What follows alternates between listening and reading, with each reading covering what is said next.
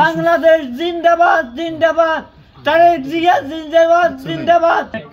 আমরা president secretary ভাই, এই যে থানা ছাত্র দলের নেতারা, এই যে সাংবাদিকরাও আসছে আমাদের সাথে, বুঝছেন নি? আসসালামু আলাইকুম। ছেলের ঘরে আর এই হলো ছেলে, বুঝছেন নি? এর নাম হলো বাপ্পি। একসময় আমাদের দত্তপাড়া ইউনিয়ন ছাত্র দলের যুগ্ম আহ্বায়ক ছিলাম না, একটু কথা বলেন। লক্ষ্মীপুর জেলা নেতা। বলো, সালাম দাও।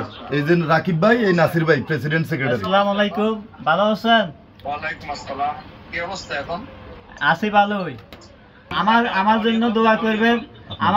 আমার পিছন সাইড পুরো অবর, তারপর আমার ভাই, আমি হাঁটতে পারি না, লড়তে পারি না, কোনো কিছু করতে পারি না। ভাই আমরা এটা আগেই দৃষ্টিগোচর হয়েছে পত্রিকাতে।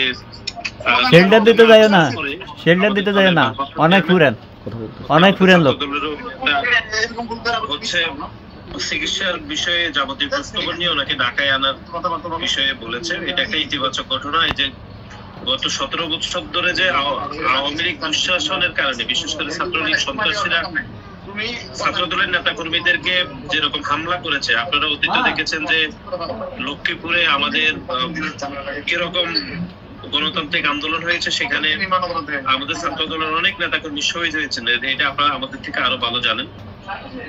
লক্ষ্মীপুর এবং নোয়াখালী, ফেনী, এগুলো বৃহত্তর নোয়াখালী যে গণতান্ত্রিক বাংলাদেশ প্রতিষ্ঠার জন্য গণতান্ত্রিক বিষয়ে যে উদ্দেশ্যগুলা, ওইগুলা নিয়ে হয় আমাদের ওই ছাত্র দলের নেতা, এটি তার প্রমাণ।